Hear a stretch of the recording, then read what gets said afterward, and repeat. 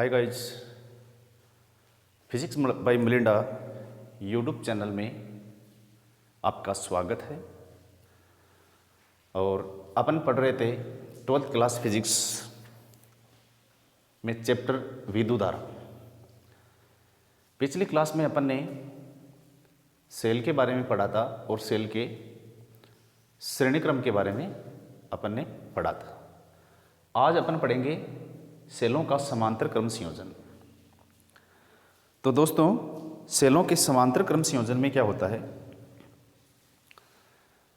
आपके अनुसार एक सर्किट बना हुआ है। इस सर्किट में दो सेल है, इसका विद्युत वाहक बल एप्सिलॉन 1, इसका एप्सिलॉन 2 है, इसका आंतरिक प्रतिरोध R1, इसका R2 है।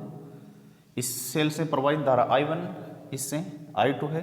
और जैसे ही दोनों सेलों से विद्युत धारा प्रवाहित होगी तो इस बिंदु पर विद्युत धारा टोटल कितनी हो जाएगी, I1 प्लस I2, अर्थात इस वायर में कैपिटल I विद्युत धारा प्रवाहित होगी। और जो बाह्य प्रतिरोध अपन ने लगाया है, कैपिटल R का तार लगाया है, इस तार के सिरों पर जो विभवांतर उत्पन्न होगा वो होगा V, और V इज इक्वल टू क्या होगा, प्रवाहित धारा I है तो I इंटू R।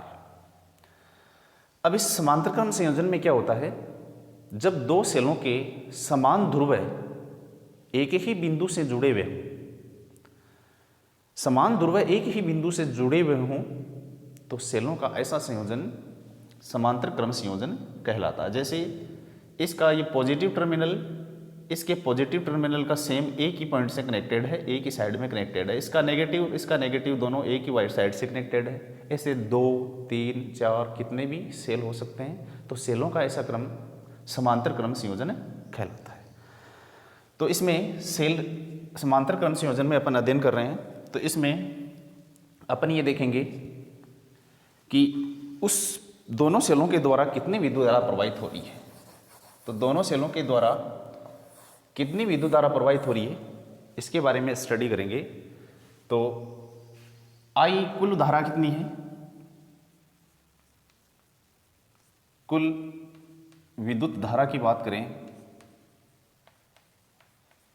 तो I इज इक्वल टू हो जाएगा I1 प्लस I2। इसका नाम इक्वेशन 1 दे दिया मैंने। अब मैंने सेल के लिए एक रिलेशन बताया था, विद्युत वाहक बल, विभवांतर तथा आंतरिक प्रतिरोध में एक रिलेशन होता है। तो यहां से रिलेशन निकल गया था V बराबर एप्सिलॉन माइनस I R। इस प्रकार से रिलेशन मैंने बता चुका हूँ, ये रिलेशन पिछली क्लासों में। अगर समझ में नहीं आ रहा है तो मेरी पिछली क्लास से उठा के देख लीजिए, उसमें आपको ये फॉर्मूले मिल जाएंगे। अब अपन बात करें कि सेल फर्स्ट की अगर बात करूँ मैं, बिंदु ए और बी के मध्य विभवांतर की अगर बात करूँ तो इस सेल के लिए भी विभवांतर और इस सेल के लिए विभवांतर का मान इक्वल होगा, क्योंकि इसके लिए क्या है VA माइनस VB, और इस सेल के लिए भी क्या है VA माइनस VB। तो मैं अलग अलग सेलों के लिए विभवांतर की अगर बात करूं तो क्या होगा बताइए। V इज इक्वल टू, पहले सेल की अगर बात करूं, V is equal to epsilon 1 minus I। पहले सेल के कारण से I1 धारा प्रवाहित हो रही है, उसका आंतरिक प्रतिरोध R1 है। ये सेल फर्स्ट की बात कर रहा हूं, ये फर्स्ट सेल की बात हो रही है। मैं सेकंड सेल की अगर बात करूं तो सेकंड सेल के लिए V is equal to epsilon 2 minus I 2 R2 होगा। Equation number 3। भाई देखिए, बिंदु A व B के मध्य विभवांतर V है और A व B के मध्य विभवांतर V है, और इस A बिंदु और इधर से लेके जाए तो विभवांतर V ही रहेगा। इसलिए इस तार में, इस तार में और इस तार में बाहर ये विभवांतर का मान क्या रहेगा, समान रहेगा। अब समीकरण 2 और 3 से यदि मैं I1 और I2 का मान निकाल लूं और इसमें पुट कर दूं तो क्या कंक्लूजन निकल के आता है, चलो देखते हैं। समीकरण 2 से I1 का मान निकालें तो क्या होगा बताइए। देखिए, ये हो जाएगा I1 इज इक्वल टू हो जाएगा epsilon 1 minus V upon R1, equation 4। समीकरण नंबर 3 से I2 का मान निकालें तो I2 इज इक्वल टू हो जाएगा epsilon 2 minus V upon R2, equation 5, समीकरण 4 व 5 का मान समीकरण 1 में रख दें। 1 में रखने पर 1 में जैसे ही रखते हैं तो आप देखोगे I इज इक्वल टू हो जाएगा, I1 का मान कितना आ रहा है, epsilon 1 minus V upon R1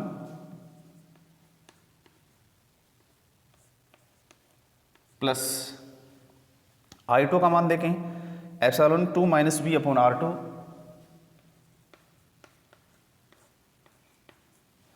इसको और सोल्व किया जाए तो मैं R1 का इन दोनों में डिवाइड कर दूँ, R का इनमें डिवाइड करूँ तो ये हो जाएगा epsilon 1 upon R1 minus V upon R1 plus epsilon 2 upon R2 minus V upon R2। अब अपन क्या करते हैं, V वाले फंक्शन को एक साइड में रख लेते हैं और विद्युत वाहक वाले जो फंक्शन है, ये फंक्शन और ये फंक्शन, इसको एक साइड में ले लेते हैं। तो इधर से इसको लिख सकता हूँ epsilon 1 upon R1 plus epsilon 2 upon R2। इधर माइनस का सिंबल लिया मैंने, माइनस का सिंबल इसमें है, इसमें भी है, माइनस में कॉमन ले लूँ और V भी कॉमन ले लूँ तो माइनस V मैंने कॉमन लिया तो यहाँ क्या बचेगा, प्लस का हो जाएगा 1 upon R1 plus 1 upon R2 हो जाएगा। इसका एलसीएम लेके सोल्व करें तो इसका लघुत्तम आ जाएगा R1 R2, तो ये क्या बन जाएगा, वज्र गुणन से ये कैंसिल, इससे मल्टीप्लाई हो जाएगा epsilon 1 R2 plus epsilon 2 R1, ये फंक्शन बन जाएगा।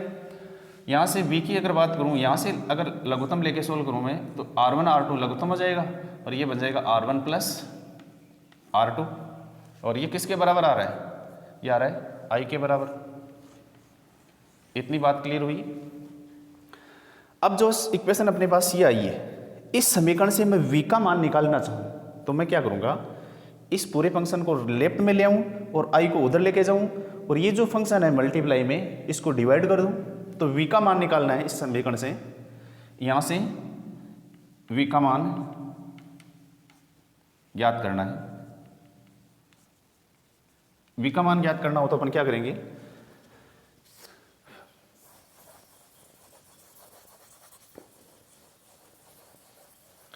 V का मान ज्ञात करने के लिए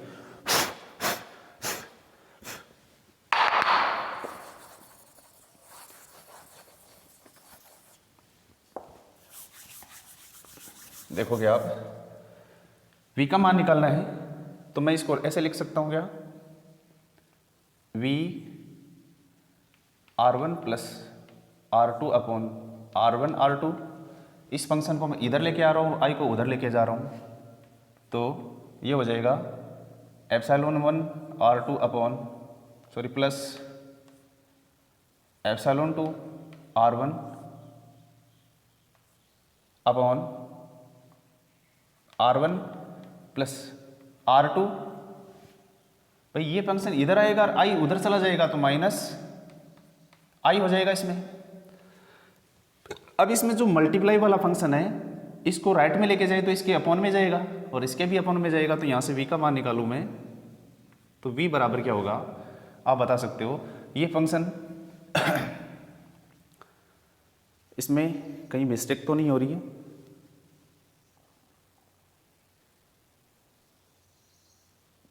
ये फंक्शन अपॉन में चला जाएगा,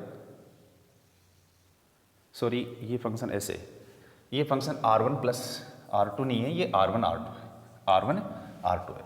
ये फंक्शन जैसे इसमें डिवाइड होगा तो R1 प्लस R2 तो नीचे रह जाएगा और R1 R2 ऊपर जाएगा, तो इसे ये कैंसिल हो जाएगा। तो मैं इसको ऐसे लिख सकता हूँ फिर epsilon 1 R2 plus epsilon 2 R1 upon, ये अपॉन में ये कैंसिल हो जाएगा, ये इससे कैंसिल हो जाएगा, तो क्या बचेगा R1 प्लस R2 और माइनस ये फंक्शन इसके अपॉन में जाएगा तो R1 प्लस R2 तो नीचे रह जाएगा और R1 R2 ऊपर चला जाएगा, तो I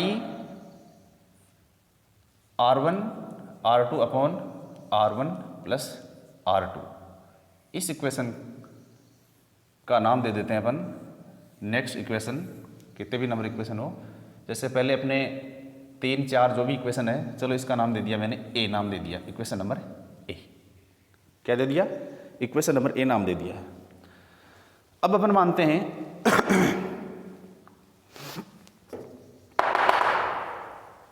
इसको मिटा रहा हूं मैं साइड से।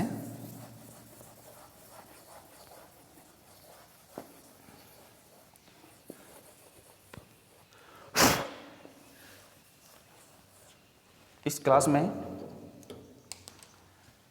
देखो अपने पास जो सर्किट है 2 सेलों वाला, इसमें तुल्य आंतरिक प्रतिरोध भी ज्ञात करना है, तुल्य विद्युत वाहक बल भी ज्ञात करना है। तो अपन क्या करते हैं, इस फॉर्मूले के द्वारा, इस फॉर्मूले में तुल्य विद्युत वाहक बल पूरे का, तुल्य विद्युत वाहक बल, तुल्य आंतरिक प्रतिरोध रखना चाहें तो अपन मान लेते हैं, माना तुल्य ईएमएफ लिख रहा हूं मैं। ईएमएफ का मतलब इलेक्ट्रोमोटिव फोर्स, यानी तुल्य विद्युत वाहक बल है। तुल्य विद्युत वाहक बल को मान लिया ई इक्विवेलेंट, तुल्य आंतरिक प्रतिरोध को मान लिया स्मॉल आर इक्विवेलेंट। तो इस ये जो वैल्यू है तुल्य वाली, इसमें पुट करना चाहिए तो इक्वेशन क्या बन के आएगी, V is equal to E equivalent minus I R equivalent, इसका नाम दे दिया इक्वेशन नंबर बी। अब देखिए आराम से इसको, इसका बी नाम दे दिया। यदि समीकरण ए व बी की तुलना की जाए, यदि समीकरण ए व बी की तुलना की जाए तो क्या सॉल्यूशन निकल के आता है, आप देख सकते हो। V is equal to V हो जाएगा, ई इक्विवेलेंट बराबर ये फंक्शन हो जाएगा, आई कॉमन है दोनों में, और आर इक्विवेलेंट बराबर ये फंक्शन हो जाएगा। तो यहां से ई इक्विवेलेंट बराबर हो जाएगा, क्या होगा, E1 epsilon 1 R2 plus epsilon 2 R1 upon में हो जाएगा R1 प्लस R2। तो ये जो फॉर्मूला निकल के आया है, ये तुल्य विद्युत वाहक बल को प्रदर्शित करता है। किसको? तुल्य विद्युत वाहक बल, इक्विवेलेंट ईएमएफ, इलेक्ट्रोमोटिव फोर्स को प्रदर्शित करेगा। यदि I बराबर फंक्शन इक्वल हो जाएगा तो R इक्विवेलेंट बराबर क्या हो जाएगा, R इक्विवेलेंट बराबर हो जाएगा R1 R2 upon R1 plus R2। ये फॉर्मूला प्रदर्शित करेगा तुल्य आंतरिक प्रतिरोध को,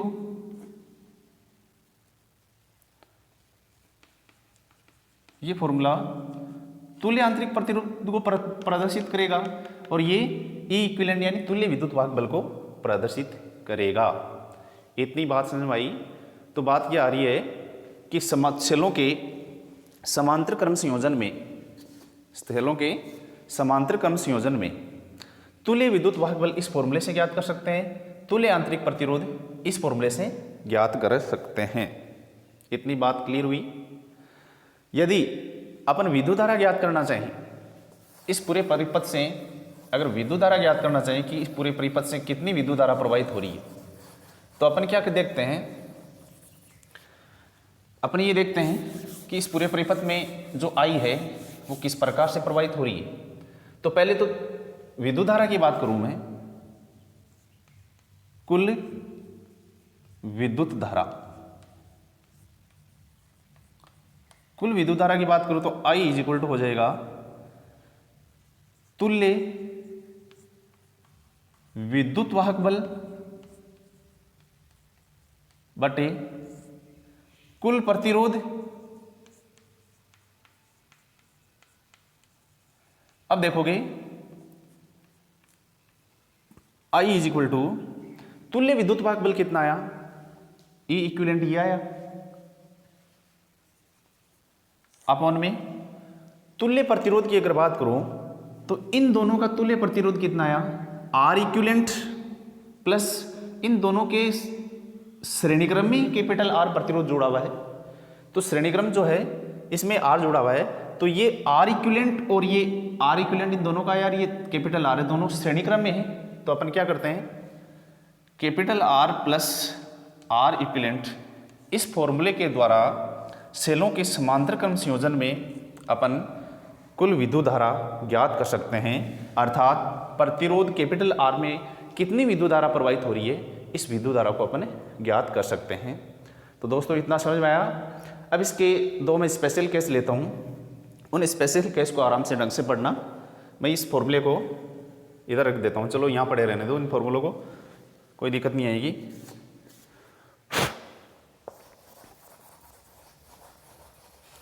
देखिए पहला स्पेशल केस ये है, पहला स्पेशल केस ये है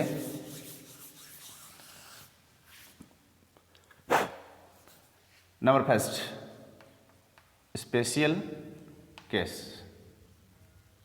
फर्स्ट नंबर स्पेशल केस ये है, यदि दो सेल जुड़े में हैं, दो सेल जुड़े में हैं और जिनका विद्युत भागबल बराबर है, एप्सिलॉन 1 बराबर है एप्सिलॉन 2 है और आंतरिक प्रतिरोध भी दोनों का बराबर है और दोनों समांतर क्रम में जुड़े हुए हैं, तो तुल्य विद्युत भागबल और तुल्य आंतरिक प्रतिरोध कितना होगा वो अपन ज्ञात करते हैं। तो चलो विद्युत भागबल ज्ञात करना चाहें, तुल्य विद्युत भागबल, तो E इक्विवेलेंट बराबर क्या हो जाएगा, इसमें वैल्यू पुट कीजिए। भाई देखो इसका एप्सिलॉन 2 बराबर है तो इसका मैंने केवल एप्सिलॉन दे दिया, इसका केवल स्मॉल r दे दिया, वैल्यू पुट कीजिए। Epsilon r plus epsilon r upon r plus r हो जाएगा, यहाँ पे भी इक्वल पुट करें तो ऊपर कितना हो जाएगा 2 एप्सिलॉन r अपॉन 2r, 2 से 2 कैंसिल, r से r कैंसिल।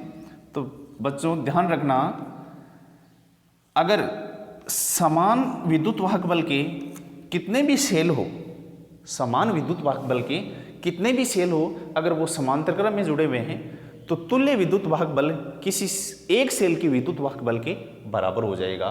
तो देखिए एक सेल का विद्युत वाहक बल एप्सिलॉन था तो एप्सिलॉन के बराबर हो जाएगा। कब होगा, जब समान विद्युत वाहक बल के अर्थात समान आंतरिक प्रतिरोध के दो सेल या दो से अधिक कितने भी सेल समांतर क्रम में जुड़े हुए हैं, तो तुल्य विद्युत वाहक बल क्या होगा, किसी एक सेल के विद्युत वाहक बल के बराबर हो जाएगा। बात क्लियर है। अब एक केस और लेते हैं। एक केस ये है कि समान विद्युत वाहक बल ईएमएफ, समान ईएमएफ के स्मॉल एन सेल, कितने स्मॉल एन सेल समांतर क्रम में जुड़े हुए हैं। किस क्रम में, समांतर क्रम में, जिनका तुल्य प्रतिरोध आंतरिक प्रतिरोध बराबर है। सभी का आंतरिक प्रतिरोध और विद्युत वाहक बल बराबर है, यानी एप्सिलॉन 1 बराबर एप्सिलॉन 2 बराबर एप्सिलॉन n बराबर, इसको एप्सिलॉन नाम दे दिया, तुल्य इनका विद्युत वाहक बल बराबर है और आंतरिक प्रतिरोध भी सभी सेलों का बराबर है, R3 R है।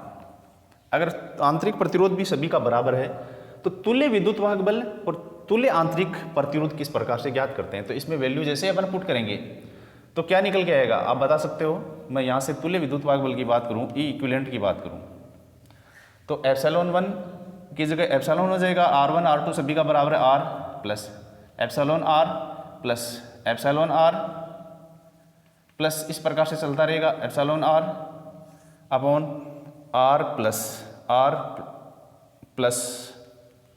R कि अब सभी को जोड़ोगे, इन सभी को अगर आप जोड़ोगे epsilon R plus epsilon R, तो कितने सेल लगाए थे, n सेल लगाए थे अपन ने, तो कितना बन जाएगा यहाँ से, ये बन जाएगा n epsilon R upon R plus R, कितने सेल थे, n सेल थे, तो कितना लिख दूँ, n R हो जाएगा।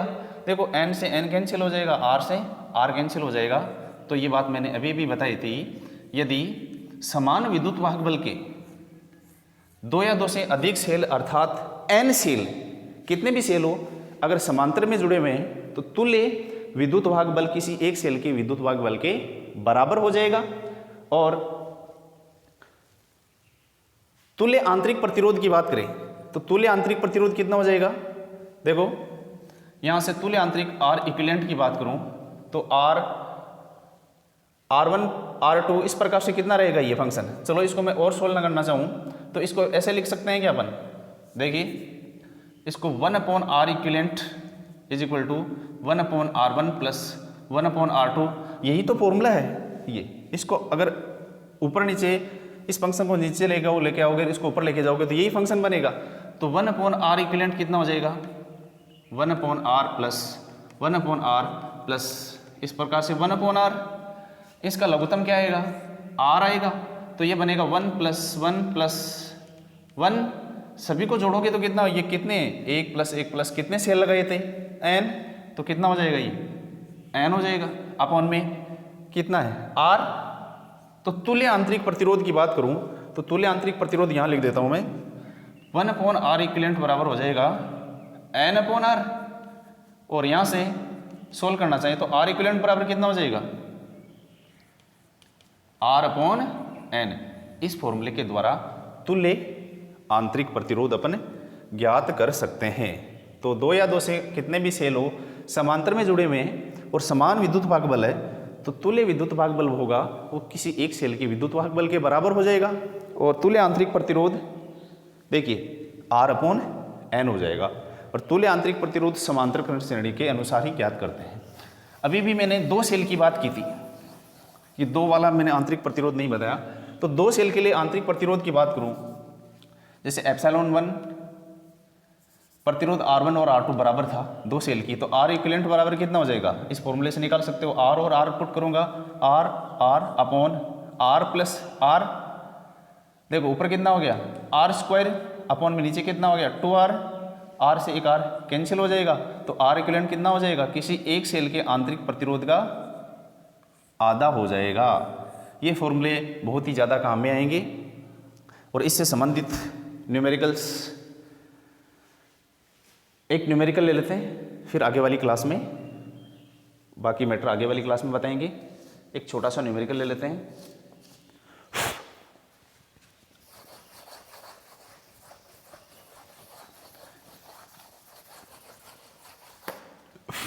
ये न्यूमेरिकल श्रेणी क्रम का ही है, मैंने श्रेणी क्रम का कोई न्यूमेरिकल नहीं बताया था, सिंपल सा एक न्यूमेरिकल बता देता हूं मैं।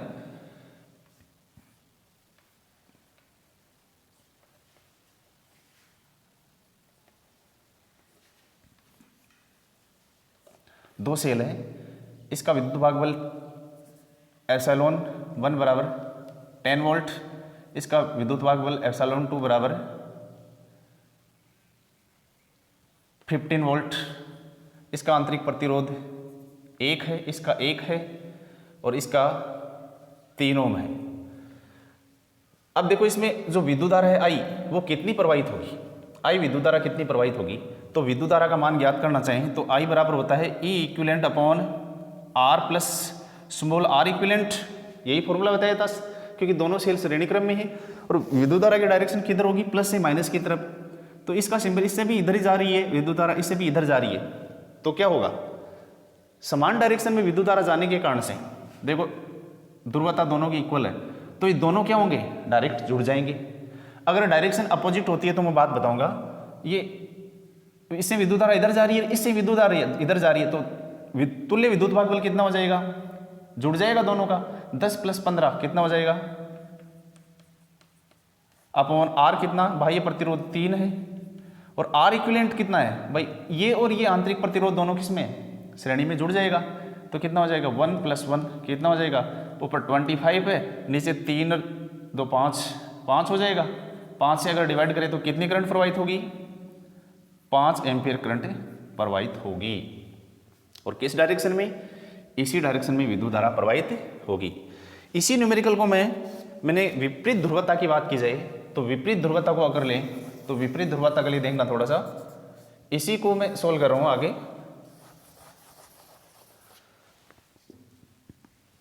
देखो